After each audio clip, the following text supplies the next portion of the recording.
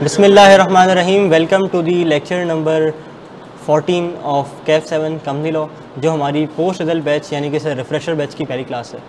आगाज़ करते हैं अल्लाह का नाम लेके। एक बार तिलावत कर लें।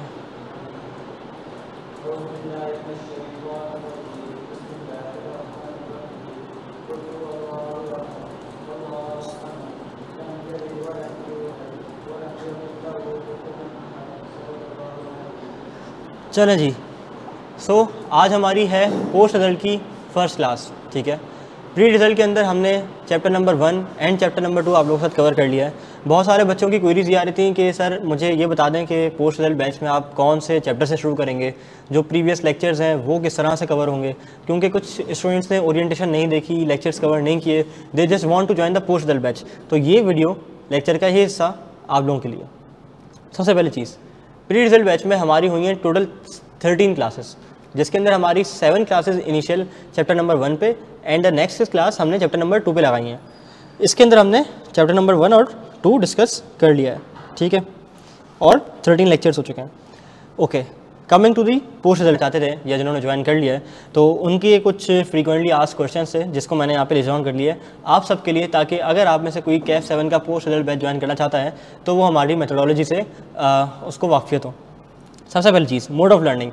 क्लासेस किस तरह होंगी? क्लासेस हमारी फिजिकल भी होंगी और ऑनलाइन भी चल रहा है। जो प्री रिजल्ट बैच है वही पोस्ट रिजल्ट बैच है।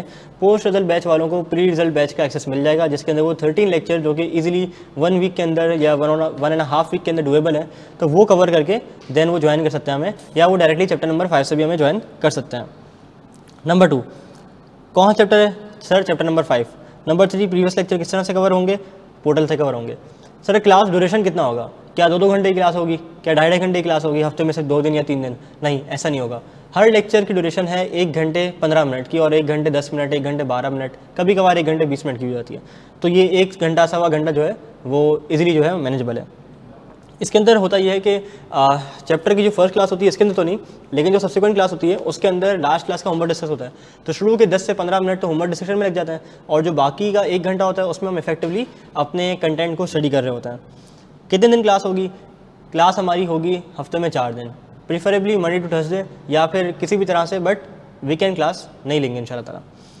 टीचिंग मेथोडोलॉजी, सर आप पढ़ाते किस तरह है, किस तरह से जो है वो हम लेके चलेंगे चीज़ों को? क्या आप अपने नोट्स प्रोवाइड करेंगे, लेक्चर के अंदर आप लिखवाएंगे, या आप कोई माइंड मैप देंगे, समरीज देंगे, क्या होगा? तो हम लोग क्लास में पढ़ते हैं माइंड मैप के थ्रू, आपको दिखा भी देता हूँ। जैसे इस चैप्टर का माइंड मैप है, ये इस चैप्टर का माइंड मैप मैं बना कर लाया हूँ। हम इससे इंशाल्लाह ताला कॉन्सेप्ट को सीखेंगे। इसके बाद जो लर्निंग के लिए आपको मटेरियल दिया जाएगा वो हमारे जो नोट्स हैं, जिसकी एक्सट्रैक्ट्स भी लगी हुई हैं यहाँ पे, इस तरह के जो है वो आपको प्रॉपर तरीके से नोट्स दिए जाएंगे। और इसके अलावा हम अगर आपको दिखा दें यहाँ पे चल के कि हमने इससे पहले चैप्टर नंबर 2 कवर किया था। चैप्टर नंबर 2 में हमने कवर किया था sir memorandum of association and articles of association, जिसके अंदर हमने बिल्कुल देखा था प्रैक्टिकली कि मेमोरेंडम होता कैसा है, आर्टिकल्स होते कैसे हैं। इस तरह से हमारा कुछ मोड ऑफ लर्निंग है क्लास का, कि हमारे पास कुछ माइंड मैप्स होते हैं, माइंड मैप्स के थ्रू जो है वो हम लोग स्टडी कर रहे होते हैं कॉन्सेप्ट्स को, एंड देन प्रॉपर आपको जो है वो दे दी जाती है चैप्टर नोट्स याद करने के लिए। ओके, आगे बढ़ते हैं। कौन सी बुक फॉलो करनी है? चैप्टर के नोट्स प्रोवाइड किए जाएंगे।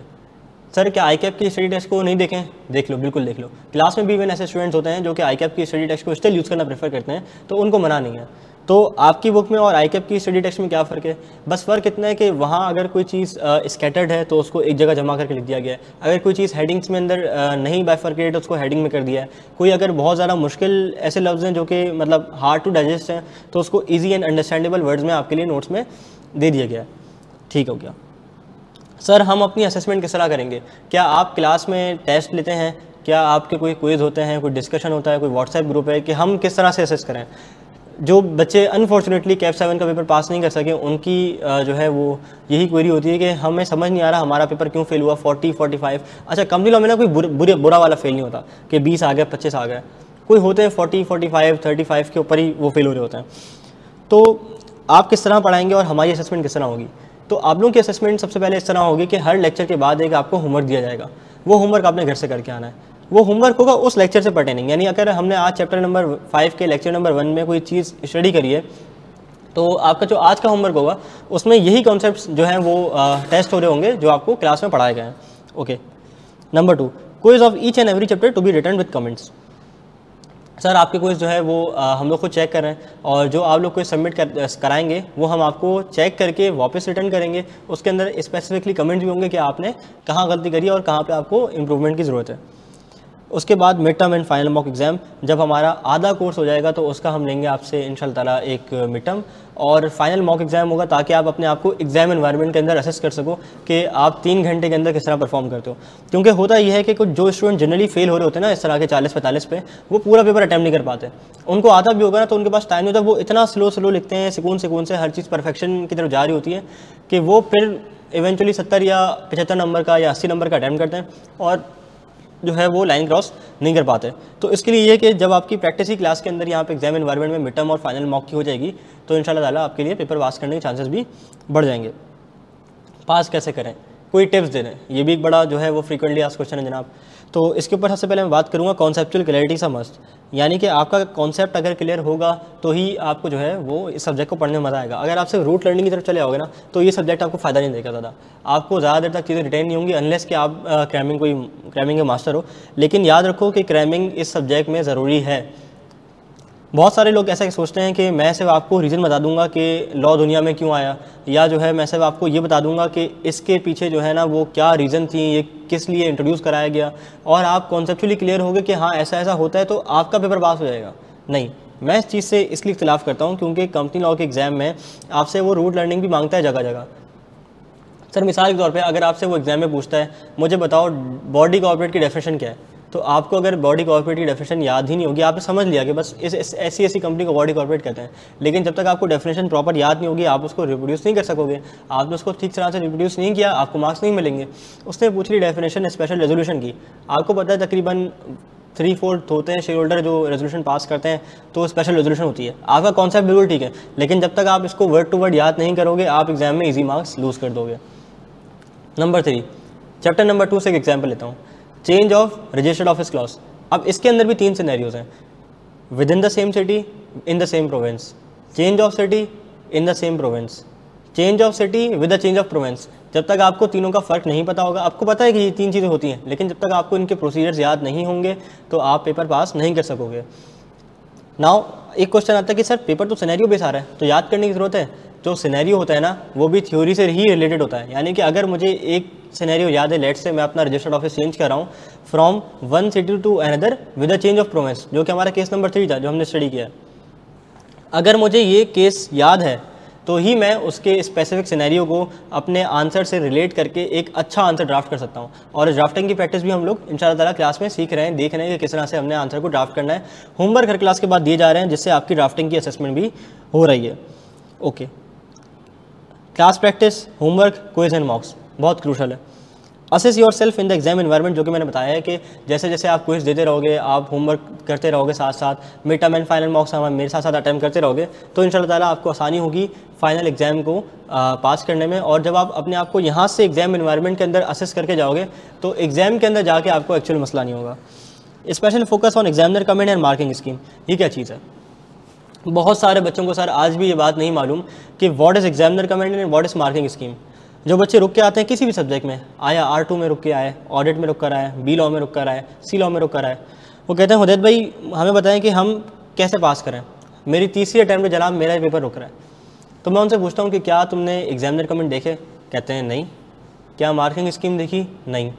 जब आपको पता ही नहीं है कि किस बात से आपका एग्जामिनर नाराज़ हो रहा है, किस बात पे वो आपके मार्क्स डिडक्ट कर रहा है, what common mistakes people are making in exam room, तो आप कैसे पास करोगे अपना एग्जाम? आप भी कभी ना कभी कोई ना कोई किसी ना किसी पॉइंट पे वही मिस्टेक रिपीट करके आ रहे होगे एग्जाम के अंदर। तो आपने उन कॉमन मिस्टेक्स को अवॉइड करना है। इसके लिए आप एक आदत डालो कि आप एग्जामिनर कमेंट पढ़ा करो after every question you attempt. Get a book shop, एक बुक शॉप पे जाओ, वहाँ से जाके किताब खरीदो और वहाँ से जाके जो है ना वो आपने किसी भी पास पेपर्स की कोई भी कंपैरिजन जो है ना ले लेनी है जिसके अंदर आपके पास papers, solutions, examiner comment and marking scheme होगा। तो इससे प्रैक्टिस आपकी ये होगी कि जो भी सवाल आप पास पेपर का अटैम्प्ट करोगे वहाँ से आपने सवाल अटैम्प्ट करने के बाद उसका एग्जामिनर कमेंट रीड कर देना है। जब आप एग्जामिनर कमेंट रीड करोगे तो आपको समझ आएगा कि स्टूडेंट्स ने इस सवाल के अंदर, इस पर्टिकुलर क्वेश्चन के अंदर क्या कॉमन मिस्टेक्स थी जो की हैं और कौन सी ऐसी मिस्टेक्स हैं जो कि मैं अवॉइड कर सकता हूँ इस पेपर के अंदर। तो जब आप वो कॉमन मिस्टेक्स अवॉइड करोगे ना तो 90% चांसेस ना आपका एरर करने का रिड्यूस हो जाएगा, 10% स्टिल रह जाएगा। और वो प्रैक्टिस से ओवरकम हो जाएगा इंशाल्लाह ताला। Active participation in class group, ये मैंने क्यों लिखा है? अक्सर औकात मैंने देखा है कि जब बैच का शुरू होता है ना तो स्टूडेंट्स बिल्कुल ना थोड़ा सा जोश में नहीं आते थियोरेटिकल सब्जेक्ट में। प्रैक्टिकल में चलो वो डिस्कस कर लेते हैं, ये कॉन्सेप्ट कैसे आया, ये फॉर्मूला किस तरह लगा है, या कोई होमवर्क बता दे। वो प्रैक्टिकल क्वेश्चन में प्रैक्टिकल पेपर में एक साइकी है स्टूडेंट्स की कि उसको मज़ा आ रहा होता है, लेकिन थियोरेटिकल पेपर्स के अंदर ना वो इतना इंटरेस्टेड नहीं होता इनिशियल मंथ्स में। वो फिर जागते हैं आखिरी महीने में जाके ना कि यार अब 30 दिन रह गए हैं, चलो यार कंपनी लोग तैयार करते हैं। फिर बोलते हैं कि हमारा पेपर नहीं निकल रहा सर, हमें टिप्स दे रहे हैं अगले टाइम में हम किस तरह पेपर करें। तो देखो, जब आपको एक प्लेटफॉर्म दिया गया, एक व्हाट्सएप ग्रुप की सपोर्ट दी गई है, तो आप अपने क्वेश्चंस वहाँ पूछो और ट्राई करो, कोशिश करो कि अगर आपको कोई कॉन्सेप्ट आता है तो आप दूसरे को समझाओ, क्योंकि जब आप कोई चीज़ दूसरे को समझाते हो ना, आपका खुद का कॉन्सेप्ट पक्का हो जाता है। सर मैंने ये टेक्निक अपने फ्रेंड्स के साथ सीए फाइनल्स के अंदर अप्लाई करके देखी है। जब मैंने दूसरों को समझाना शुरू किया, जब मैं दूसरों को कोच करना शुरू किया फाइनल्स के अंदर, तो मेरी जो खुद की बेसिक्स थी, जो मेरी खुद की फाइनेंशियल रिपोर्टिंग की ग्रिप थी, जो मेरी फाइनेंस डिसीजन की ग्रिप थी, वो और मजबूत होने लगी है। तो इससे आपको खुद को फ़ायदा पहुँचेगा, दूसरों को तो पहुँचेगा, लेकिन दूसरों से ज़्यादा इस चीज़ का फ़ायदा आपको पहुँचेगा कि दूसरों की हेल्प करो। कोई कॉन्सेप्ट आता है, कोई क्वेश्चन पूछता है, तो आप उसकी हेल्प करने की कोशिश करो और एक्टिव हो जाओ ग्रुप के अंदर। तो इंशाल्लाह ताला आपके प्रीवियस क्वेश्चन भी जो है, प्रीवियस जो हमारा कंटेंट है वो भी आपको रिवाइज इंशाल्लाह ताला होता रहेगा। So sir, this is all about our post result refresher batch methodology. Proceed करते हैं इंशाल्लाह हम अपने चैप्टर नंबर 5 की तरफ। Chapter number 5, share capital. नाम क्या है? भूपिंदर जोगी। ठीक है, चैप्टर नंबर 5, शेयर कैपिटल। इंतहाई छोटा सा, इंतहाई क्यूट सा, इंतहाई मासूमाना सा चैप्टर। मतलब ये चैप्टर अगर कोई सिर्फ रिवीजन करवाने पे है ना, ऐसे ही खड़े खड़े रिवाइज करवा दी, आधे घंटे पौने घंटे में रिवाइज। बहुत छोटा चैप्टर है, 2 यूनिट है हमारे हर चैप्टर की यूनिट है, यूनिट 1 2 3 4 5। तो फर्स्ट चैप्टर कितने में गया था? 5 यूनिट्स पे। सेकंड चैप्टर भी मेरे ख्याल 5 पे गया, 4-5 यूनिट्स पे गया है। हाँ 5 जनरल प्रोविजन से ना आखिर में, तो 5 पे गया वो भी। ये सिर्फ 2 चैप्टर 2 यूनिट का चैप्टर है, बहुत छोटा सा है, और इसमें कुछ ऐसी खासी डिस्कशन है नहीं। ज़्यादातर चीज़ें तुम लोगों को मालूम है, हाँ शेयर्स के बारे में पता है, और इसमें से भी जो आधे कॉन्सेप्ट्स हैं वो चैप्टर नंबर 1 और चैप्टर नंबर 2 में कवर करके आया हो। क्योंकि जब चैप्टर नंबर 1 और 2 पढ़ा रहा था तो मैंने बताया था कि ये बेसिक्स कॉन्सेप्ट्स हैं, ठीक है, और उसके बारे में डिटेल स्टडी करोगे आप जाके। तो बेसिक के अंदर ही हमने इतनी अच्छे से बेसिक कवर कर लिए हैं कि इंशाल्लाह जैसे चैप्टर नंबर 1 और 2 के लेक्चर लिए हुए हैं, उसको चैप्टर नंबर 1 स्पेशली जैसे अच्छे से लिया हुआ है, तो उसको इस चैप्टर के इस हिस्से में मसला नहीं होगा। क्योंकि चैप्टर के अंदर हमने क्या डिस्कस किया था चैप्टर नंबर 1 के अंदर, ज़रा देखें जाके। शेयर के बारे में हमने चैप्टर नंबर 1 में शायर ने क्या पढ़ाया था? चैप्टर नंबर 1 के अंदर हमने आपको शेयर कैपिटल के बारे में क्या बताया था कि शेयर कैपिटल क्या होता है? टोटल इन्वेस्टमेंट होती है जो कि कंपनी के मालिकान मेम्बरान करते हैं, जो कि सब डिवाइड होते हैं शेयर्स के अंदर। और शेयर सर्टिफिकेट क्या होता है? Proof of investment. इसके ऊपर मिसाल क्या दी गई थी? एक हाउसिंग सोसाइटी, ये मेरे ख्याल बैरिया टाउन है, ठीक है। तो इसके अंदर हमने क्या बताया था? प्रताप भाई क्लास में बैठे हुए थे, हमने बताया था कि आपको मिलेगा एक क्या कहते हैं उसे, परचेस एग्रीमेंट। परचेस एग्रीमेंट में फ्लैट नंबर होगा, कितने गज का घर है, कितने जो है वो उसका एरिया वगैरह है, सब कुछ आ जाएगा। उसके बाद किस लोकेशन पर है, कौन सी फेसिंग है, लीज़ है, सब लीज़ है, कौन सी जो भी इसकी फॉर्मेलिटीज़ होती हैं वो सब लिखा होगा। और आखिर में क्या आ जाएगा? अथॉरिटी का स्टैम्प साइन वगैरह जो भी है वो आ जाएगा। अगर आपने डायरेक्ट फर्स्ट टाइम बाय किया है या फिर अगर आपने किसी से ट्रांसफ़र किया है तो ट्रांसफ़र लेटर हो जाएगा। फिर हमने बात की थी कि कंपनी के अंदर शेयर्स कौन कौन ओन कर सकता है, कौन कौन कंपनी का शेयर होल्डर बन सकता है, कौन कौन कंपनी का मालिक बन सकता है। तो हमने बात करी कि एक इंडिविजुअल भी मालिक बन सकता है। फिर हमने बात की अनदर कंपनी यानी कि कॉर्पोरेट शेयर होल्डर, यानी कि यूनिलीवर अगर चाहे तो अपने नाम पे पीएसओ के शेयर खरीद सकती है। तो वो शेयर किसका है? यूनिलीवर के मेम्बरान का या यूनिलीवर का है? यूनिलीवर का। मल्टीपल इंडिविजुअल्स, अगर हम तीनों चाहें, हम 4 लोग चाहें, हम 6 लोग चाहें, हम मिलके जो है वो एक कंपनी के अंदर इन्वेस्टमेंट कर सकते हैं। लेकिन फिर हमने इसमें पूछा था, हमने बात की, डिस्कस किया था कि नोटिस ऑफ द मीटिंग किसको मिलेगा?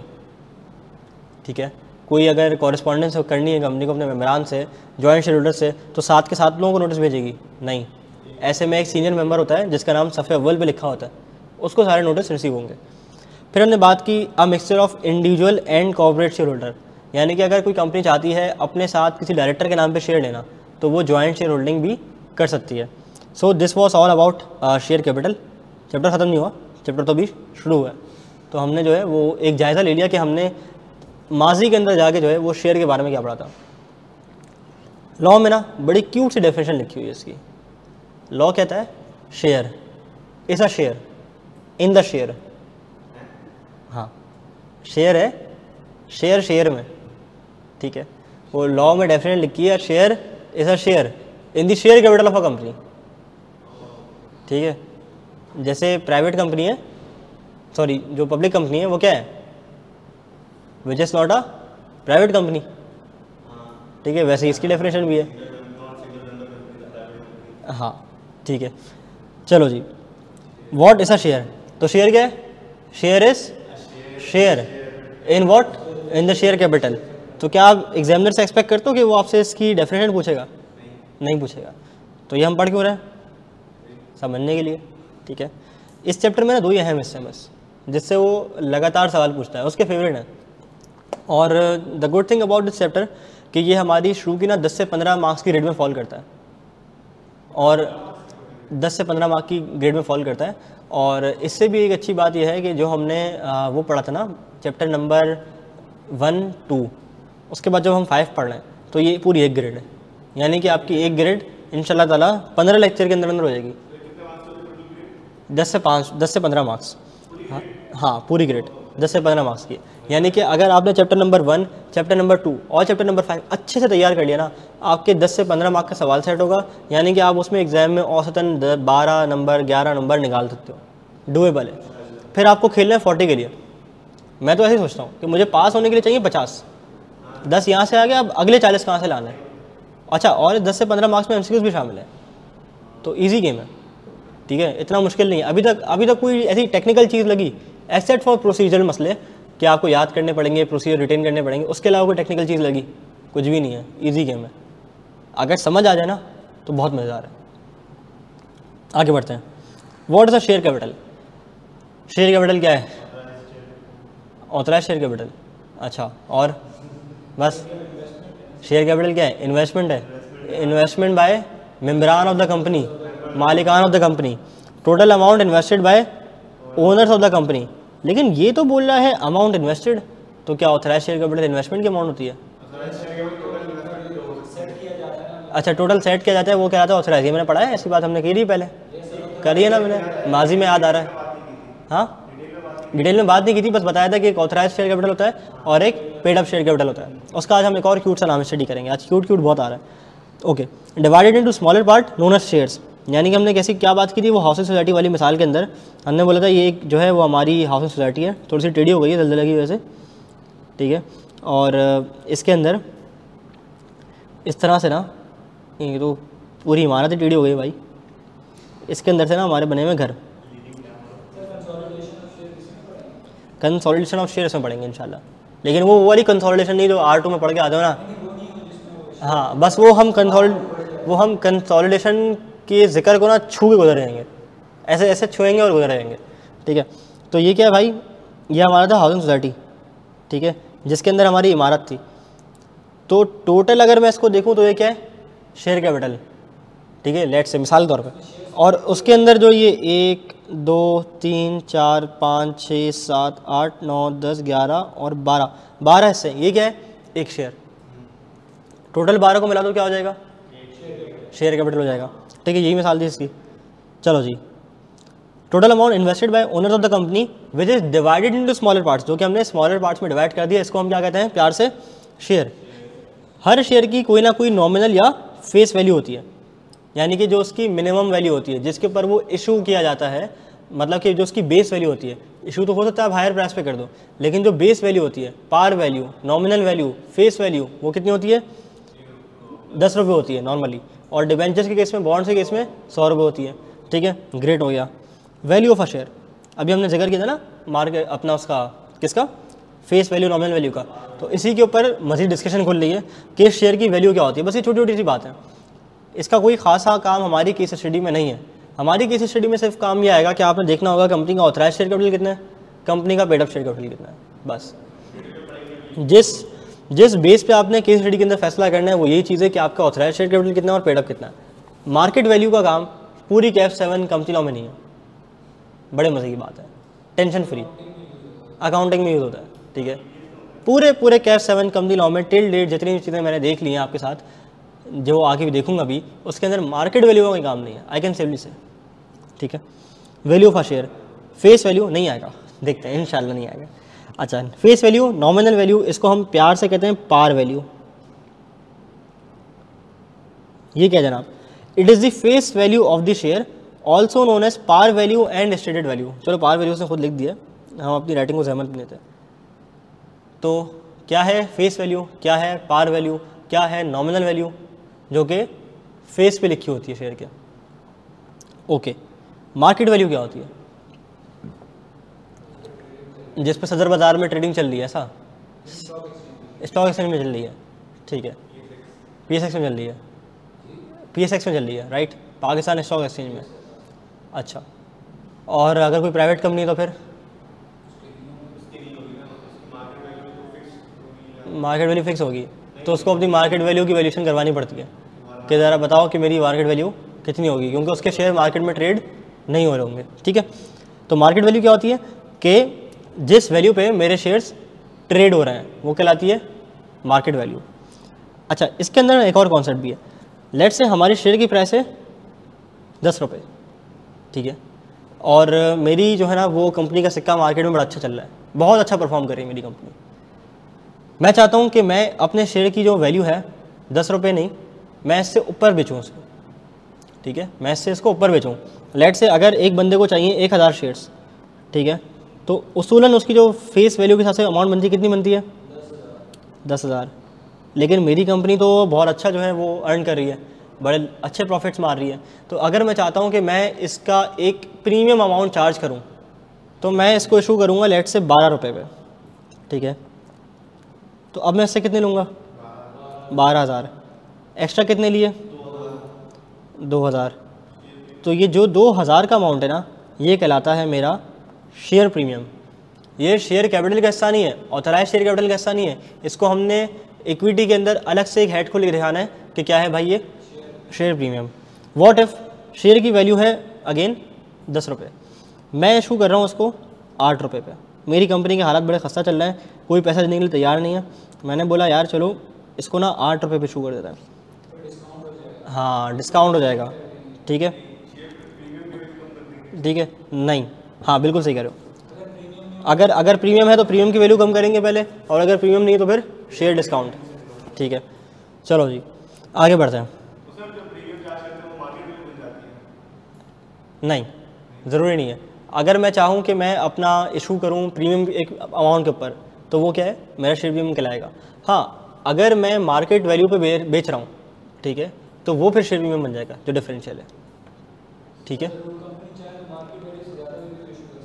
कर सकती है, बिल्कुल कर सकती है, कोई मसला नहीं। लेकिन कोई लेगा क्यों? अगर एक बंदे को मार्केट में शेयर मिल रहा है 150 रुपये का, कंपनी इशू करने जा रही है 170 रुपये का, वो क्यों लेगा?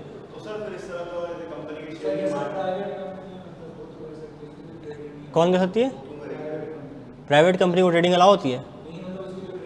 नहीं होती, बिल्कुल नहीं होती, भेज भी नहीं सकती। उसके लिए एक प्रोसीजर होता है जो कि आपको सरसनाइना के डेमो लेक्चर्स के अंदर भी बताया था कि इसके लिए पहले एक प्रोसीजर होता है, बड़ा लंबा चौड़ा प्रोसीजर है ना इसका, कि जो आपके एग्जिस्टिंग मेम्बरान है ना, पहले आप उनसे ही पूछोगे आपको चाहिए, आपको चाहिए, आपको चाहिए, आपको चाहिए, do you want, do you want, do you want.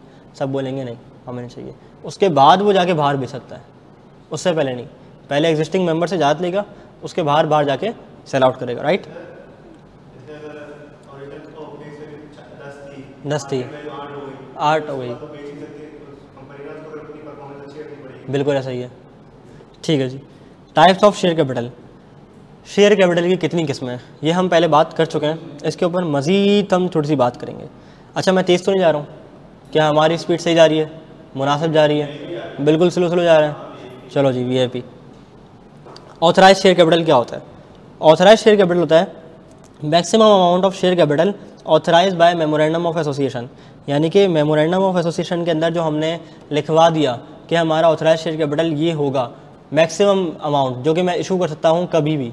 यानी कि अगर मैं समझता हूँ कि मेरी कंपनी में टोटल मैं हद मार के ना 20 करोड़ इशू कर दूंगा, तो मेरा ऑथराइज शेयर कैपिटल कितना होगा? 20 करोड़। अच्छा, तो आप ये तकलीफ़ क्यों करते हो 20 करोड़ लिखवाने की? आप 100 करोड़ लिखवा दो, आपने कौन सा इशू करना है? आप 500 करोड़ लिखवा दो, वो टेंशन थोड़ी है टेंशन। क्या टेंशन है बताओ? चैप्टर नंबर 1 या 2 के अंदर हमने ये डिस्कस करी है कि कंपनी अपना ऑथराइज शेयर कैपिटल लिखवाती है, उसके बाद अगर वो करीब हो गया फुल होने के तो उसको फिर दोबारा मेमोरेंडम को ऑल्टर करना पड़ेगा, दोबारा ऑथराइज शेयर कैपिटल क्लॉज को चेंज करना पड़ेगा, फिर 20 करोड़ से उसको लेट से 60 करोड़ पे लेके जाना पड़ेगा। तो एक ही बार करो ना, बजाज बन जाओ वो स्टार प्लस के। नहीं फिर नॉमिनल वैल्यू वही रहेगी ना, ठीक है। तो फिर क्या जवाब था इसका? जो पाकिस्तान स्टॉक एक्सचेंज में कंपनी लिस्टेड होती हैं उनकी ऑथराइज शेयर कैपिटल की भी एक लिस्टिंग फीस आती है। तो जितना ज़्यादा आपका ऑथराइज शेयर कैपिटल उतनी ज़्यादा आपकी लिस्टिंग फ़ी। क्या चीज़? नहीं रख लो, आप रख लो, मसला थोड़ी है। कंपनीज खुद इसलिए बहुत ज़्यादा ऑथराइज शेयर कैपिटल नहीं रखती क्योंकि उनकी एक एनुअल लिस्टिंग फ़ी जाती है शेयर कैपिटल की, कि जो आपने ऑथराइज शेयर कैपिटल जितना रजिस्टर करवाया ना उसका कोई XYZ% जो है ना वो आपको फ़ीस भरनी पड़ती है। तो अगर वो लेट से 500 करोड़ कर देंगे तो फीस फजूल की जा रही है, फुल तो 10 करोड़ भी नहीं होना। बात समझ आ रही है? तो ये हमारे डिस्कशन कोर्स का पार्ट नहीं है, बट सिर्फ समझाने के तक आपसे डिस्कस कर ली गई है। Okay, what is issued and paid up share capital? Authorise share capital था मेरा 20 करोड़, सब्सक्राइब हो गया है मेरा लेट से 2 करोड़ पे, तो मेरा issue and paid up share capital कितना हो गया? मेरा ऑथराइज शेयर कैपिटल है 20 करोड़, मैंने शेयर इशू कर दिए 2 करोड़ के, तो मेरा इशूड पेड कैपिटल कितना हो गया? Issued capital paid up capital कितना हो गया? 2 करोड़ हो गया। तो part of authorise share capital issued to share holder, ये पार्ट क्यों लिखा हुआ है? क्योंकि उसी 20 में से मैंने 2 क्या कर दिए? इशू कर दिया। मे बी इक्वल और less than authorise share capital but can not exceeded, यानी कि अगर मेरा ऑथराइज शेयर कैपिटल है लेट से 20 मिलियन,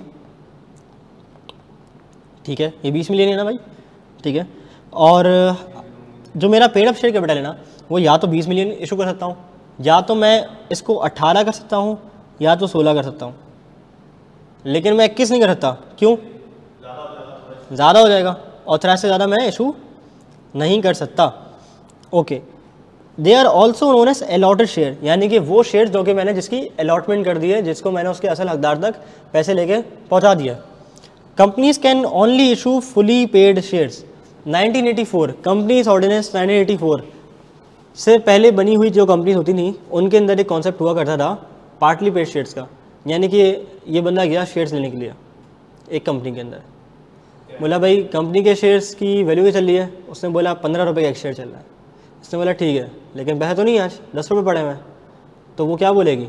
एक काम करो 10 रुपये का शेयर ले लो, अभी 10 रुपये के हिसाब से ले लो, जो बाकी 5 रुपये ना, मैं एक शेयर रिज्यूम कर रहा हूँ, तो आप एक काम करो जो 5 रुपये ना ये आप बाद में देना, आराम से देना, कोई टेंशन नहीं है। नहीं आप क्या करो, बाद में देना। तो उसने क्या करा कि पार्टी पेड शेयर ले लिया। अब ये लायबल है कितने अमाउंट के लिए? 5 के लिए। तो यानी कि जब लिक्विडेशन पे ज़रूरत पड़ेगी तो आप कितने पैसे आपके डूबेंगे? 15। 10 तो आपने पे कर दिए और जो 5 मज़ीद आपको पे करना है इन केस ऑफ वाइंडिंग अप।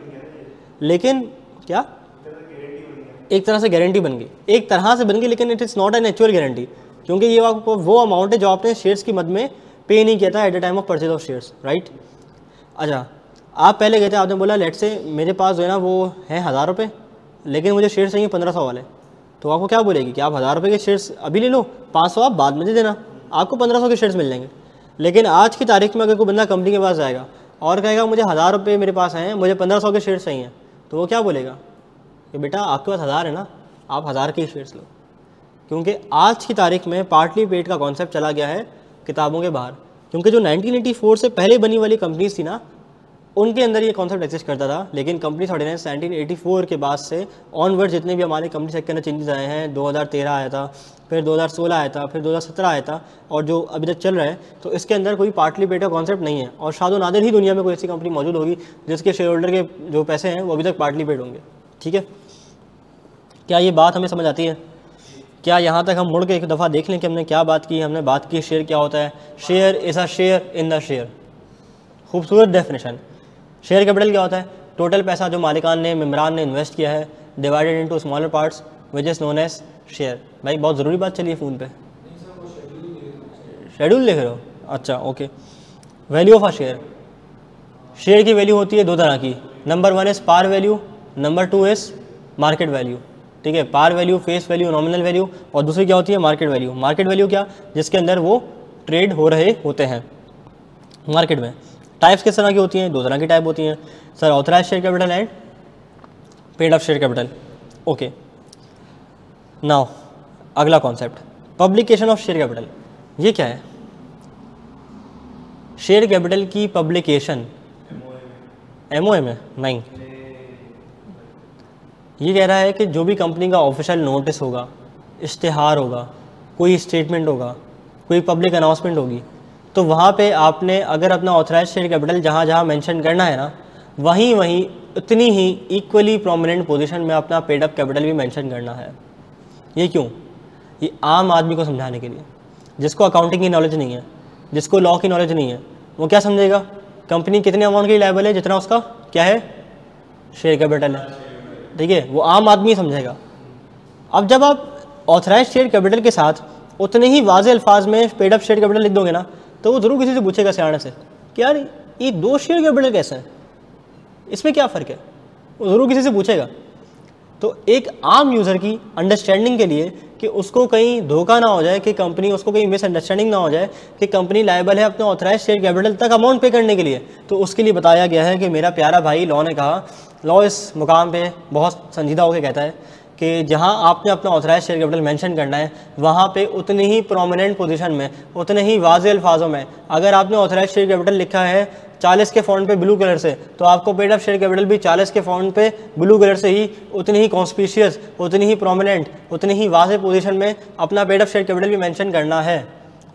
और अगर ऐसा नहीं किया तो क्या होगा, लेवल 1 की पेनल्टी, लेवल 2 तो हमने पढ़ा ही नहीं अभी तक, तीसरा चैप्टर चल रहा है, chapter number 1, chapter number 2, chapter number 5, level 1 की पेनल्टी से हम आगे बढ़े ही नहीं है। और ये लेवल 1 की पेनल्टी कितनी होती है, ये याद रखना आपके लिए बिल्कुल भी ज़रूरी नहीं है, ठीक है। So just sit back like this and relax. अपने को क्या, अपने को सिर्फ लेवल 1 की पेनल्टी याद करनी है। लेवल 2 कब आएगी पता नहीं, ठीक है। मुझे वो लेवल 777 याद आ गया, वो जब आप कोई पायरेटेड मूवी डाउनलोड करते हो ना, तो बीच बीच में आता है this is brought to you by level 777, ठीक है जी। चलो जी, आम आदमी को समझाने के लिए, मेरी उर्दू की राइटिंग इतनी अच्छी नहीं है, लेकिन मैंने कोशिश करी है कि मैं कुछ अच्छी राइटिंग में जो है वो आम आदमी को समझाने के लिए लिख सकूं। ओके, तो क्या हमने ये बात पढ़ ली है उर्दू ज़बान में, क्या इसको हम थोड़ा सा अंग्रेज़ी की रीड कर लें। Companies must mention both authorised and issued share capital in notices, ads और स्टेटमेंट्स।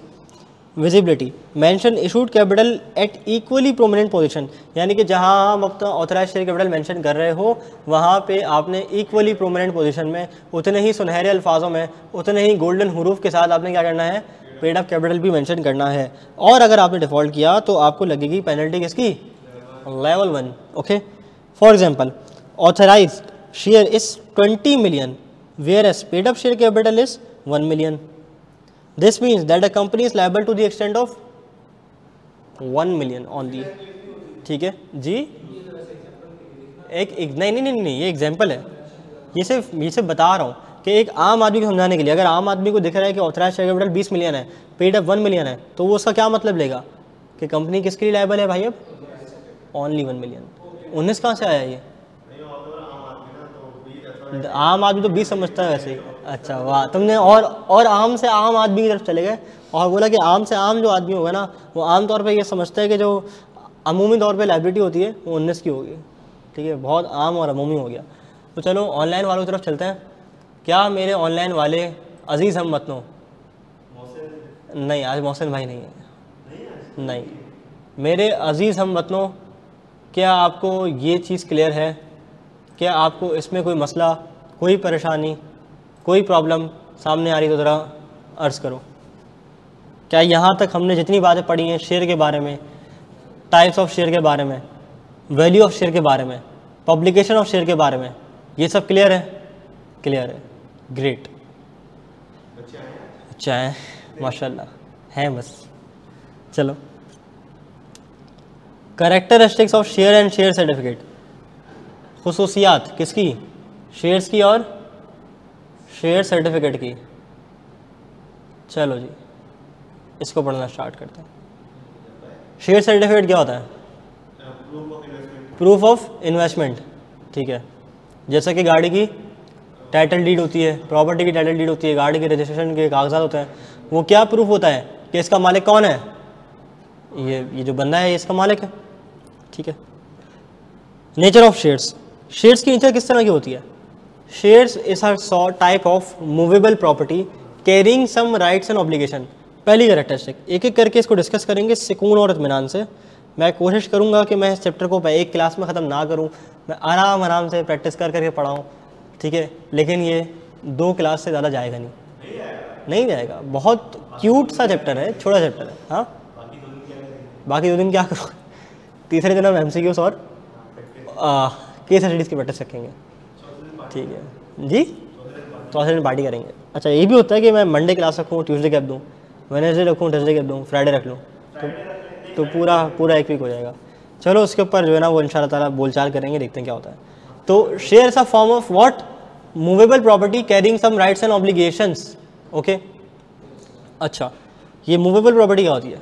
जो कि एक जगह से दूसरी जगह, क्या गिडी, जो मूव हो सके। अच्छा, गाड़ी नहीं। मूवेबल प्रॉपर्टी क्या होती है? जो एक जगह से दूसरी जगह मूव हो सके। ये क्या है? ये मेरा एसेट है ना, मूवेबल है ना, एक जगह से दूसरी जगह जा सकता है, आ सकता है। अच्छा, क्या मेरी बिल्डिंग मेरी मूवेबल प्रॉपर्टी है? नहीं, इमूवेबल है, वो वहीं की वहीं रहेगी। ठीक है, चलो जी। Movable property with some rights and obligation. अब ये राइट्स क्या होते हैं, ये ऑब्लिगेशन क्या होती हैं? एक शेयर पे अमूमी तौर पे क्या राइट होता है? Right to share profit of the company, right to receive dividend, right to receive notice of general meeting, voting power. ये शेयर होल्डर का क्या है? राइट है। तो उसमें से एक राइट मैंने यहाँ लिख दिया, बाकी 3 हमने आपको समझा दिए कि इस तरह के राइट्स हो सकते हैं। ऑब्लिगेशन क्या होती है? सबसे पहले ऑब्लिगेशन अभी हमने थोड़ी देर पहले डिस्कस करी है, to become a contributory in case of partly paid shares. यानी कि इसकी ऑब्लिगेशन है कि अगर इसने किसी शेयर के पैसे पूरे नहीं दिए तो वो क्या करेगा? वाइंडिंग अप के टाइम पे, चैप्टर नंबर 12 में आप स्टडी करोगे मेरे साथ इंशाल्लाह, कि वाइंडिंग अप के टाइम पे ऐसा बंदा जिसने अपने शेयर की पेमेंट पूरी अदा नहीं करी है, वो वाइंडिंग अप के टाइम पे क्या बन जाएगा? कॉन्ट्रीब्यूटरी बन जाएगा। ठीक हो गया। नंबर 3, टू पे guaranteed amount in case of company limit by guarantee. और एक शेयर होल्डर की ऑब्लिगेशन ये भी होती है कि अगर इसने एक कंपनी लिमिट बाय गारंटी है, उसके अंदर कोई अमाउंट इसने पे नहीं किया है, ऐसी बात नहीं किया, गारंटी की हुई है कि हम जो है वो वाइंडिंग अप के टाइम पे इतना इतना पैसा पे करेंगे, तो वो लायबल है उस अमाउंट को पे करने के लिए भी। तो सबसे पहली कैरेक्टरिस्टिक क्या पड़ी? Share as a type of movable property carrying some rights and obligations. Rights क्या है, ऑब्लिगेशंस क्या है, ये आपने इसके अंदर नहीं लिखना है, ये आपको सिर्फ समझाने के लिए ना इसके ऊपर नक्शा खींच दिया। ठीक है, चलो जी। नंबर 2,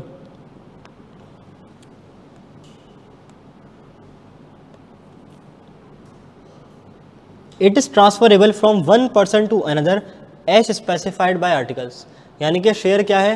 ट्रांसफरेबल भी होता है। ठीक है, from one person to another, यानी कि अगर मैं चाहूँ अपना शेयर लेट से PSO का, तो मैं इसको जुहैब को बेच सकता हूँ, मैं अली नूर को बेच सकता हूँ। ये क्या है? ट्रांसफरेबल है। गाड़ी क्या है? ट्रांसफरेबल। बाइक क्या है? ट्रांसफरेबल। फ़ोन ट्रांसफरेबल है, रजिस्टर करवा दो वहीं पे वैसे। ठीक है, चलो। बिल्डिंग क्या है? ट्रांसफरेबल। तो शेयर्स भी क्या है? ट्रांसफरेबल, यानी कि एक इंसान से दूसरे इंसान तक आप उसके नाम पे ट्रांसफ़र चीज़ें कर सकते हो। चलो जी। नंबर 3, पेमेंट की क्या रिक्वायरमेंट है? Shares must be paid in full upon allotment for companies incorporated in 1984 and onwards. ये हमने बात अभी ही लेक्चर के इस हिस्से में कर ली है कि 1984 कंपनीज ऑर्डिनेंस के बाद से जितनी बनने वाली कंपनीज हैं वो अपने शेयर की अमाउंट पूरी अदा करेंगी। Okay. Identification of shares, shares must have a distinctive number. ये भी हमने चैप्टर नंबर 1 के अंदर बखूबी बात करी है कि हर शेयर का क्या होता है? डिस्टिंक्टिव नंबर होता है।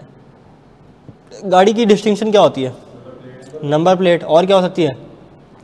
Engine number, chassis number, distinction है। घर की डिस्टिंक्शन क्या होती है? House number, flat number. क्या तुम्हारे मोहल्ले में वो हाउस नंबर, वो ब्लॉक, वो फ्लैट किसी और के पास हो सकता है? नहीं हो सकता। ठीक है। एक और डिस्टिंक्टिव नंबर, तुम्हारा CNSE। क्या तुम्हारा CNSE नंबर दुनिया में किसी भी और बंदे का CNSE नंबर होता है? नहीं होता। CRN, क्या तुम्हारा CRN दुनिया में किसी और बंदे का CRN होता है? नहीं होता। ICAP में नहीं होता। ठीक है, ICAP में ही होता है ना। वन जैसे मेरा है, अब मैं नहीं बताऊंगा, छोड़ो, गलती से बताने लगा था। हाँ, एम्प्लॉय नंबर भी ऐसे होता है। ठीक है, वो उस कंपनी में किसी और कंपनी का एम्प्लॉय कोड नहीं होता। वैसे ही शेयर का सर्टिफिकेट का नंबर होता है। कि ये इस रेंज से लेकर इस रेंज तक के जो शेयर्स हैं वो आपके अलावा किसी के पास नहीं होंगे, यानी कि शेयर नंबर 1 से शेयर नंबर 10 तक सिर्फ आपके पास है, शेयर नंबर 50 से शेयर नंबर 75 तक इसके पास है। अब वो शेयर किसी और के पास नहीं जाते unless it is transfer to another person, right? Okay, नहीं नहीं नहीं नहीं नहीं, ऐसा नहीं है, टोटल फाइनेंशियल गेम है, ठीक है? ऐसा नहीं है कि जो बंदा पहले आया पहले आओ पहले पाओ, ठीक है? वरना कंपनी ना प्रॉस्पेक्टस जब हम पढ़ेंगे ना तो उसमें हम शायद प्रॉस्पेक्टस में पढ़ाऊंगा, नहीं प्रॉस्पेक्टस रसनैन पढ़ाएंगे, तो उसमें रसनैन फिर यही बोलते हैं आपको कि कंपनी अखबार में इश्तिहार देगी इंग्लिश उर्दू में, पहले आओ पहले पाओ, ठीक है? जो सबसे पहले पैसा देगा उसको ज़्यादा वोटिंग पावर, जो बाद में पैसा देगा उसको कम वोटिंग पावर। ऐसा नहीं है, टोटल फाइनेंशियल गेम है, जितने पैसे डालोगे उतने का हकदार बन जाओगे। इसको उर्दू में कहते हैं व्हाट, जितना गुड़ उतना मीठा, ठीक है? कैसा? चलो जी, तो शेयर का क्या होना चाहिए? एक डिस्टिंक्टिव नंबर होना चाहिए। शेयर सर्टिफिकेट की इशुएंस कैसे होगी? इशूड फिजिकली और इलेक्ट्रॉनिकली। आगे एक चीज़ लिखी है बड़ी खूबसूरत और सुनहरे अल्फाजों में, इसको मैं ग्रीन से हाईलाइट कर देता हूँ, रजिस्टर्ड इन CDC। ये क्या है? शारा फैसल से कभी गुजरे हो? इतनी बार गुजरे होगे। एक हाउस बना हुआ है CDC हाउस, ये क्या है? इसे कहते हैं सेंट्रल डिपॉजिटरी कंपनी। आए, ठीक है? ये क्या होती है? ये तमाम कंपनीज़ का और इन्वेस्टर्स जो होते हैं पब्लिक कंपनीज़ के, उनका डेटाबेस मेंटेन करती है कि किसके पास कितने शेयर्स हैं, किसने कितने शेयर इशू किए हुए हैं और किस शेयर होल्डर के पास कितने नंबर ऑफ शेयर्स हैं। चलो सुन लो, बहुत ज़रूरी बात चल रही है। क्या बोला मैंने, बताओ ज़रा। उसके आने की फ़िक्र हो रही है कि वो बेचारा जो है वो, अच्छा बताओ। ओए ओए, सुन लिया भाई, माशाल्लाह, ठीक है? चलो, हाँ, गलत नहीं तो हो जाए, सही है, ग्रेट, ठीक है? इसकी ऐसे था लेकिन कान ना बराबर ऑपरेशनल थे इसके। अच्छा, कोई मसला नहीं यार, छोड़ो, बच्चे हैं छोटे से। चलो जी आगे बढ़ते हैं। तो होता यह है कि प्राइवेट कंपनी के जो शेयर होते हैं वो CDC में रजिस्टर नहीं होता है, ठीक है? ना ही उनका इन्वेस्टर अपने रजिस्टर करवाता है CDC में शेयर। अच्छा, ये इन्वेस्टर किस तरह से करता है और कंपनी किस तरह से रजिस्टर करवाती है अपने शेयर्स? सबसे पहले बात करते हैं इन्वेस्टर की। जब कंपनी आपको शेयर देती है ना, तो वो आपको देती है एक शेयर सर्टिफिकेट, जो कि प्रूफ होता है कि आप इस कंपनी के क्या बन गए हो, मालिक बन गए हो, ओनर बन गए हो, शेयर होल्डर बन गए हो, ठीक है? हाँ सही है, सही बोल, हाँ बिल्कुल ठीक है। Subscriber to the memorandum of association, वो होते हैं कि जो मेमोरेंडम को साइन करते हैं, ठीक है? नहीं, बिल्कुल भी नहीं, वो सिर्फ बानी करते हैं, ये हम पहले भी बात कर चुके हैं। चलो जी, तो बात मैं ये करता कि जब कंपनी आपको शेयर सर्टिफिकेट देती है तो वो किस में देती है? फिजिकल फॉर्म में। लेट्स से मैंने परचेज़ किए फौजी फर्टिलाइज़र के शेयर्स, ठीक है? फौजी वालों ने मुझे बोला आओ हम तुम्हें दें एक सर्टिफिकेट, ठीक है? मैं सर्टिफिकेट लेकर गया CDC। मैंने बोला CDC क्या फौजी फर्टिलाइज़र आपके पास रजिस्टर्ड है? कहते हैं हाँ है। मैंने बोला ये लो मेरा फिजिकल शेयर। उसने बोला ठीक है। मैंने बोला कर दो मेरी अपनी किताबों के अंदर एंट्री कि मैं इलेक्ट्रॉनिक शेयर होल्डर हूँ आज से। तो मैंने क्या किया, मैंने बजाय कागज़ संभालने के बजाय क्या किया, कागज़ का टुकड़ा जमा करा दिया कहाँ पे? CDC के पास, और उसने मुझे इलेक्ट्रॉनिक शेयर इशू कर दिया।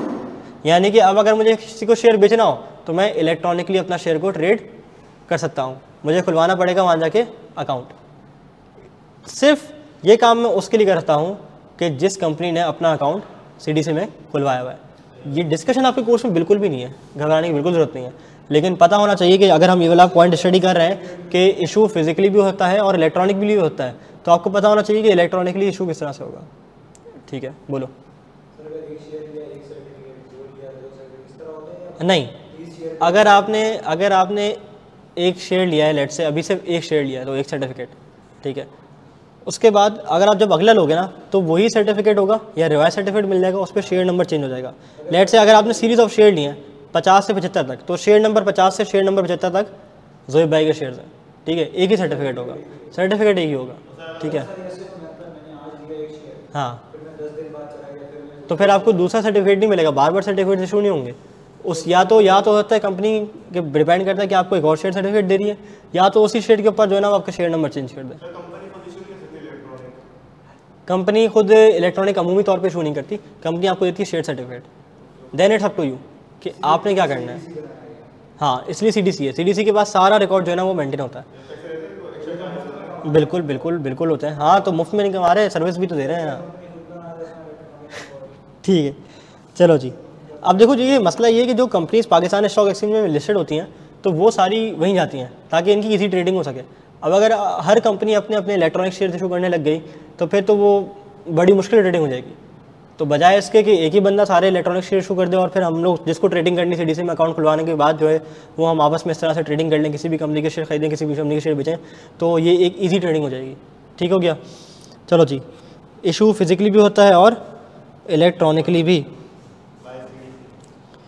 अच्छा, जो शेयर सर्टिफिकेट होता है ना वो कहता है कि इशूड इन फिजिकली और electronically which is signed by an authorise officer, जो कि आपको शेयर इशू करेगा कंपनी वाला, वो ऑथराइज ऑफिसर साइन करेगा। ये प्लस एक ही जुमला चल रहा है, which shall be considered as a made evidence of the issuance of shares. ये 3 जो प्लस है ना, ये एक ही पॉइंट है जो हमने नंबर 5 में पढ़ा है कि शेयर सर्टिफिकेट की इशुएंस किस तरह होगी, आइदर फिजिकली, और कंपनी चाहे तो इलेक्ट्रॉनिक शेयर भी आपको इशू करवा सकती है कि ठीक है आप जाओ, मैं आपको इलेक्ट्रॉनिक शेयर दे रही हूँ, ठीक है, आपका CDC में अकाउंट खुल जाएगा, आपको वहीं पे इलेक्ट्रॉनिक शेयर वहाँ से आपको कंपनी के नाम से इशू हो जाएगा। ठीक है, उसके बाद ऑथराइज ऑफिसर उसको साइन करेगा और जो कि समझा जाएगा एक main evidence of the allotment of या issuance of shares. Okay, manner, बड़ी मजे की बात की है, as may be specified in the articles. बस किस तरह से होगा, कब होगा, क्यों होगा, कितने दिए जाएंगे, किस तरह से दिए जाएंगे, कहाँ पे दिए जाएंगे, वो जो भी है ना, वो जो कंपनी के आर्टिकल्स में लिखा होगा वही है। और अगर आर्टिकल्स में कुछ भी ना लिखा हुआ तो टेबल ए माना जाएगा वैलिड। क्या ये बात समझ आती है ऑनलाइन वालों? क्या हमें characteristics of shares and share certificate clear है? ज़रा लिख के बता दो ताकि तसल्ली हो जाए। बिल्कुल बिल्कुल ऐसा ही है। क्या ऑनलाइन वालों हमें यहाँ तक की चीज़ें क्लियर हैं? सो गए हो? Good morning. हाँ जी, बस कर दें? क्यों पढ़ेंगे कल?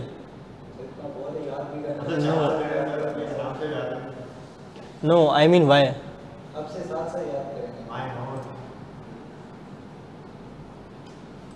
अच्छा जी, चलो टेस्ट तुम्हें चेक होके मिल जाएगा इंशाल्लाह एक आध दिन में। हाँ, अटेम्प्ट करने के बाद ही समझ आया। अच्छा, फिर कौन सा वाला? जॉइंट फैमिली की ना। अच्छा, जॉइंट फैमिली थी वो? नहीं थी। नहीं है जॉइंट फैमिली, मुझे लगा वो एक्सटर्नल की जॉइंट फैमिली है, तो फिर मैंने दूसरी बार पढ़ा फिर समझ आया नहीं वो तो कोई बात नहीं। चलो देखो, मसला नहीं है, यहाँ फेल हो गया, यहाँ गलती कर दो, एग्जाम में फेल नहीं होना। अब ये गलती कर दी ना, अभी एग्जाम में ऐसा सवाल आया ना, गलती नहीं करोगे, तो यही चीज़ होती है। ठीक है जी, क्या हम आगे बढ़ सकते हैं? नहीं, क्या हो गया भाई, अभी तो पार्टी शुरू हुई है। यहाँ तक बहुत है। देखो, शेयर कैपिटल तो मैं बचपन से आता है, ठीक है। स्क्रीन नहीं आ रही, स्क्रीन अभी ले आते हैं, कोई मसला नहीं है। स्क्रीन में क्या रखा है?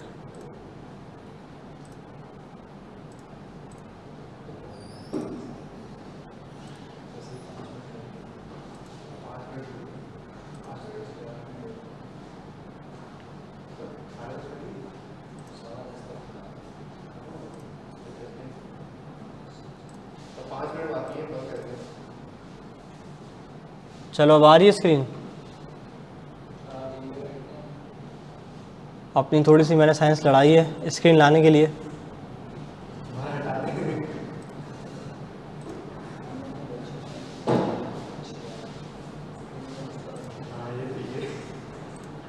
चलो जी,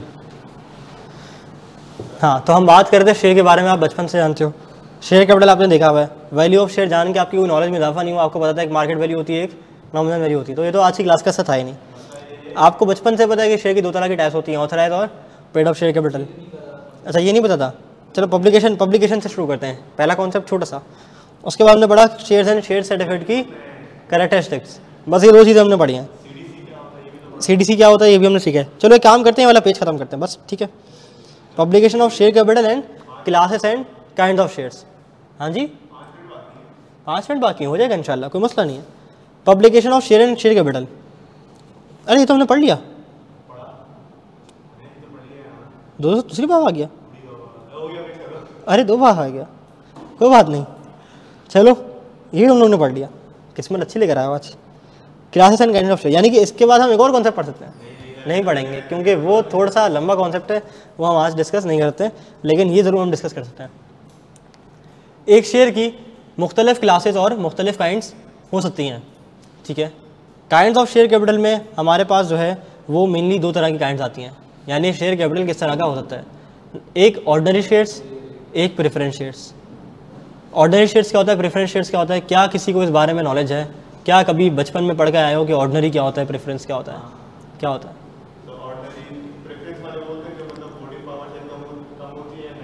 ठीक है, ठीक है, सही है, कैरेक्टरिस्टिक्स तो सही बताएं, बिल्कुल सही बताएं। अच्छा, एक होता है ऑर्डिनरी शेयर्स और एक होता है प्रेफरेंस शेयर्स, ओके। और डिफरेंट क्लासेस भी होती हैं। अब वो क्लासेस कंपनी की मर्जी है, class A share holders, class B share holder, class C share holders, class X, class Y, class Z, और ये चाहें तो हर क्लास के राइट्स भी वेरी कर सकते हैं। लेट्स से क्लास ए वाले क्लास ए शेयर से और क्लास बी शेयर से कंपनी ने सोचा कि हम ना जब भी शेयर इशू करेंगे हम 2 तरह की क्लासेस बनाएंगे, class A and class B. Class A में वो लोग होंगे जो हमारे बानी होंगे, मालिकान होंगे, जिन्होंने हमारे शुरू के ना 1 साल में बहुत मेहनत की होगी, एक अच्छे पैसे इन्वेस्ट किए होंगे, उनको हम बनाएंगे क्लास ए वाले शेयर होल्डर। जब हमारी कंपनी ग्रो कर जाएगी, फल फूल जाएगी, 2 साल बाद जो इन्वेस्टर आएंगे अपने फ़ायदे के लिए ना, उनको हम बनाएंगे क्लास बी शेयर होल्डर्स। और चूंकि हमारे क्लास ए शेयर होल्डर ने हमारे बुरे वक्तों में बड़ा साथ दिया है, तो हम इनको हाई डिविडेंड पे करेंगे, अच्छे पैसे वगैरह पे किया करेंगे, सब कुछ इनको बड़ा फ़ायदा देंगे, इनको वोटिंग राइट ज़्यादा देंगे। लेकिन जो क्लास बी शेयर होल्डर है ना, इनको हम देंगे आधा डिविडेंड, क्योंकि ये हमारे बुरे वक्त में हमारे साथ नहीं थे। तो कंपनी चाहे तो ऐसा भी कर सकती है, मुख्तलिफ क्लासेस बना सकती है, कर सकती है, लेकिन ये क्लासेस को मेमोरेंडम ऑफ एसोसिएशन में रजिस्टर करना पड़ेगा कि मैं इतनी इतनी क्लास का और इस तरह का जो है ना वो कैपिटल आगे इशू करने जा रहा हूँ, मेरी ये इंटेंशन है, ठीक है। तो कंपनी में have different kinds as well as classes of shares, but this is to be approved in memorandum of association और आर्टिकल ऑफ एसोसिएशन। दोनों में किसी भी एक जगह लिखा होना चाहिए कि मैं इतनी इतनी क्लासेस जो है वो इशू करूँगा। क्लास ए क्लास भी लिखा हुआ था, क्लास सी इशू करने जा रहे हैं, क्या कर सकते हैं? नहीं, पहले मेमोरेंडम को ऑल्टर करेंगे उसके बाद, ठीक है। इस पर एक सवाल भी आया हुआ है कि अगर मुझे क्लास ए शेयर्स इशू कर लिए हैं मैंने और क्लास बी इशू करने जा रहा हूँ तो क्या कर सकता हूँ? डिपेंड करता है मेमोरेंडम आर्टिकल्स में लिखा हुआ या नहीं। अगर नहीं लिखा हुआ तो क्या करूँगा? सबसे पहले जाके अपने मेमोरेंडम या आर्टिकल्स को क्या करूँगा? ऑल्टर करूँगा। डन। काइंड्स ऑफ शेयर्स बात कर चुके हैं कि काइंड्स ऑफ शेयर्स हमारे पास क्या होते हैं, एक होते हैं ऑर्डिनरी शेयर्स और एक होते हैं प्रेफरेंस शेयर्स। प्रेफरेंस शेयर्स की भी ना एक बड़ी दुनिया है, एक लंबी सी दुनिया है, ठीक है। और आपकी अकाउंटिंग में और लॉ में यहाँ पे थोड़ा सा इख्तिलाफ है। अकाउंटिंग वाला क्या बोलता है? ऑर्डिनरी क्या है? इक्विटी, और प्रेफरेंस क्या है? लायबिलिटी। लेकिन कंपनी लॉ दोनों को इक्विटी ट्रीट करता है और दोनों को इक्विटी समझ के, इक्विटी मान के, इक्विटी बता के इनकी जो है ना वो शान में बड़ाई बयान करता है, ठीक है। तो आज का लेक्चर हमारा यहीं होगा इख्तिताम पजीर। आज हम कोई भी केस स्टडी नहीं दे सकते, ठीक है, क्योंकि इसमें कोई भी केस स्टडी देने की लायक चीज़ नहीं है। ज़्यादा से ज़्यादा रट्टे वाला सवाल आ गया तो क्या आ जाएगा? शेयर्स एंड शेयर सर्टिफिकेट की करैक्टरिस्टिक्स आ जाएंगी, तो शेयर की डेफिनेशन आ जाएगी, classes and kinds of shares आ जाएंगी। अभी तक तो तुम्हारा गोल्डन टाइम चल रहा था, बुरा तो अब इसके आगे है। वो क्या है? ऑर्डिनरी और प्रेफरेंस का डिफरेंस। बहुत हसीन सा डिफरेंस है, बहुत मज़ेदार डिफरेंस है। ये हमारे नोट्स के जो है ना एक्सट्रैक्ट्स हैं जो कि हमने लिखे हैं। अब ये देखो प्रेफरेंस शेयर किस तरह के होते हैं, cumulative, non cumulative, redeemable, irredeemable, convertible into ordinary shares, non convertible. ये क्या होता है? क्यूमुलेटिव वो होते हैं कि जिनके अंदर अगर आपको एक साल डिविडेंड नहीं मिला तो अगले साल इस साल को पिछले साल का मिला के मिल जाएगा। नॉन क्यूमुलेटिव जिस साल नहीं मिला उस साल फारिग, फिर अगले साल दोबारा मिलेगा। रिडीमेबल क्या होता है? रिडीमेबल ये होता है कि कंपनी पैसे देके अपने प्रेफरेंस शेयर्स वापस खरीद सकती है। इररिडीमेबल कंपनी वापस कभी भी खरीद नहीं सकती। अच्छा लॉ ना यहाँ पे लॉ दोनों को ही वो मानता है, इक्विटी मांगता है, लेकिन इक्विटी मानता है रिडीमेबल को। लेकिन वो क्या होता है अकाउंटिंग वाला? रिडीमेबल को लायबिलिटी और इररिडीमेबल को इक्विटी, क्योंकि वापस कभी भी नहीं करना। कन्वर्टेबल इनटू ऑर्डिनरी शेयर्स और नॉन कन्वर्टेबल। कभी कभार ना आपके प्रेफरेंस शेयर्स के अंदर ना कन्वर्जन ऑप्शन होता है। जब सीए फाइनल के अंदर आके IFRS 9 पढ़ोगे ना तो एग्जामिनर का one of the most favourite area convertible bonds, बहुत ईजी है। बहुत जो है ना वो सर अहमद ने इसको डिटेल में समझाया और डिटेल में पढ़ाया, तो वो ना दिमाग में यहाँ फिट हो गया, क्योंकि इतनी बार आके अपने पूछे, इतनी बार आके मैं पूछा सीए फाइनल्स के अंदर कन्वर्टेबल बॉन्ड की treatment. Convertible bonds basically convertible preference sheet भी होते हैं कि कंपनी ने प्रेफरेंस शीट इशू किए लेट से और बोला कि ये कन्वर्ट होंगे XYZ साल के बाद, या कोई कंडीशन अचीव होने के बाद, या कोई प्रोजेक्ट ख़त्म होने के बाद, तो वो कन्वर्ट हो जाएगा किसके अंदर, ऑर्डिनरी शेयर्स के अंदर। कोई टर्म्स एंड कंडीशन भी होती हैं, हर 3 के बदले 1 शेयर दूंगा, हर 3 प्रेफरेंस शेयर्स के बदले 2 ऑर्डिनरी शेयर्स, हर 10 प्रेफरेंस शेयर्स के बदले 2 इक्विटी शेयर्स। ऐसा क्यों होगा? आगे जाके शेयर की प्राइस बढ़ेगी तो मैं ज़्यादा प्रेफरेंस शेयर्स लेके कम ऑर्डिनरी शेयर्स इशू कर दूंगा, ठीक है। अच्छा, कन्वर्जन ऑप्शन भी होता है वैसे, या तो कैश ले लो तो शेयर ले लो। वो रिडेम्पशन के ऊपर ना आपको एक ऑप्शन दिया जाता है कि या तो आप चाहो प्रेफरेंस शेयर्स को कन्वर्ट करवा लो कैश के अंदर, आखिरी में 100 रुपये लो कर जाओ, या आखिरी में 100 रुपये के बराबर शेयर्स ले लो।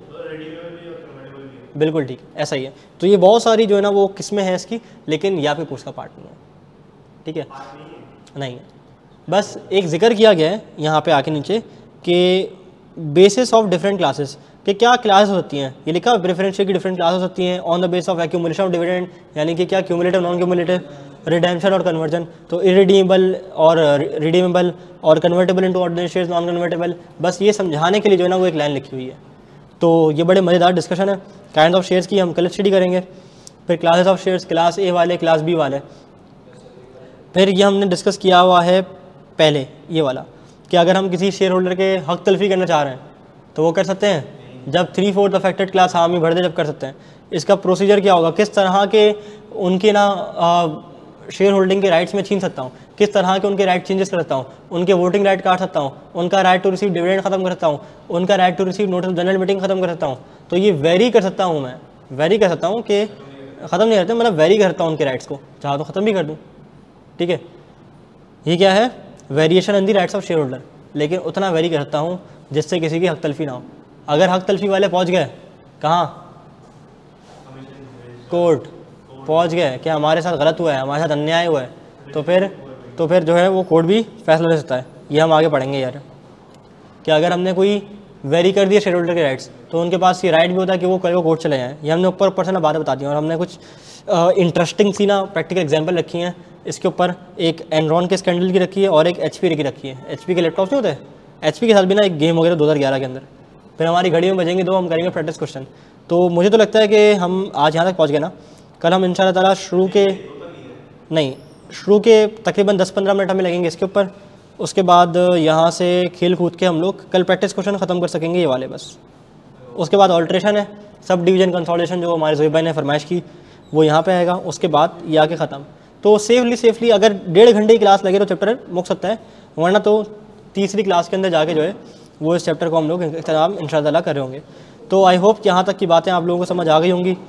आज का लेक्चर हम यहीं रखते हैं, इंशाअल्लाह ताला अगले लेक्चर में यानी कि कल होपफुली आपसे मुलाकात होगी। अपना ख्याल रखिएगा और दवाइयाँ वक्त पे लेते रहिएगा। अस्सलाम वालेकुम वरहमतुल्लाह।